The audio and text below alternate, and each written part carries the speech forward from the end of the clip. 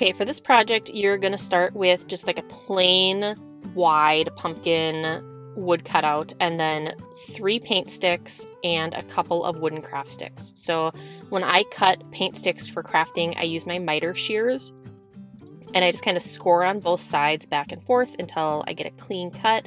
Just cut those handles right off each of the 3 wooden paint stir sticks. This first one gave me a hard time. The other 2 cut a lot easier, but for whatever reason, I had to do this like 6 times. So then once I had the handles cut off all 3, those will be the 3 rows of my letterboard here. And then I wanted to create a gap behind those so that I could stick letters in. So for that, I used jumbo craft sticks, and they're a little smaller than the paint stick, and that way I can stick it behind the paint stick and then that'll create a gap between the paint stick and the pumpkin, so I have a slot to stick my letters in. So I just cut these craft sticks down to size with my miter shears. I'll link to those below, but you just want it to match the length of each paint stick. So I ended up having 3 paint sticks and then 6 cut pieces of jumbo wooden craft sticks.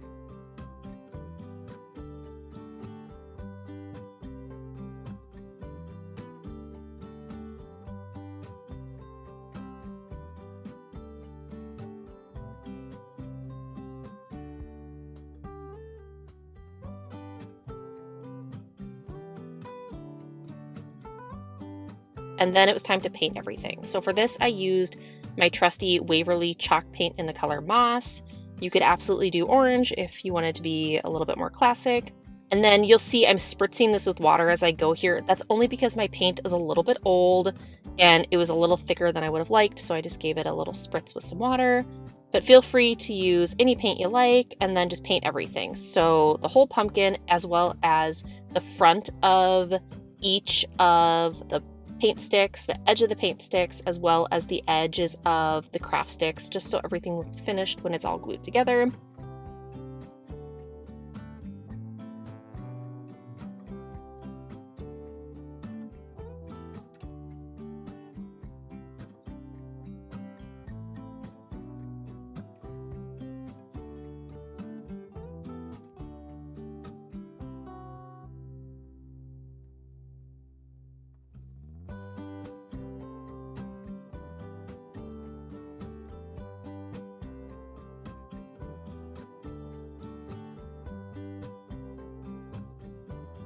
And then it's time to assemble, and I just used wood glue for this.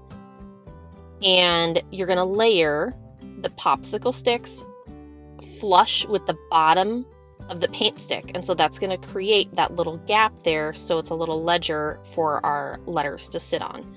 So just kind of lay everything out and then apply wood glue and glue everything together.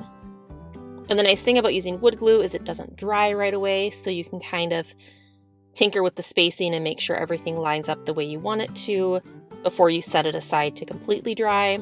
And I just set mine aside for like an hour with like a heavy book on top of it, and that seemed to work just fine.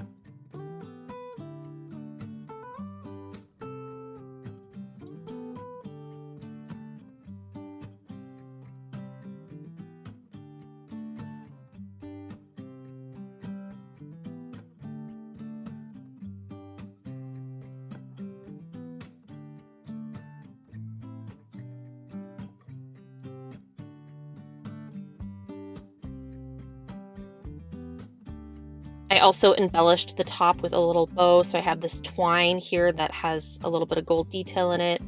Wrapped it around my fingers like 6 times, then took another length of twine, pinched that loop in the center, and then wrapped it with twine again just a couple of times, and then tie it with a simple knot in the back, and that's just an easy little twine loop bow. And then I made this free printable for you all. It's on my blog. You just have to click the link and then click the giant button that'll probably be green and it says download here. There's letterboard letters with the regular alphabet, and then I also made a couple of sheets with little fall sayings. I find it hilarious that I asked one of my 10-year-old children what I should put on this letterboard, and being 10, they've obviously never seen Game of Thrones, and the first thing that came out of their mouth was winter is coming. So that's what I went with.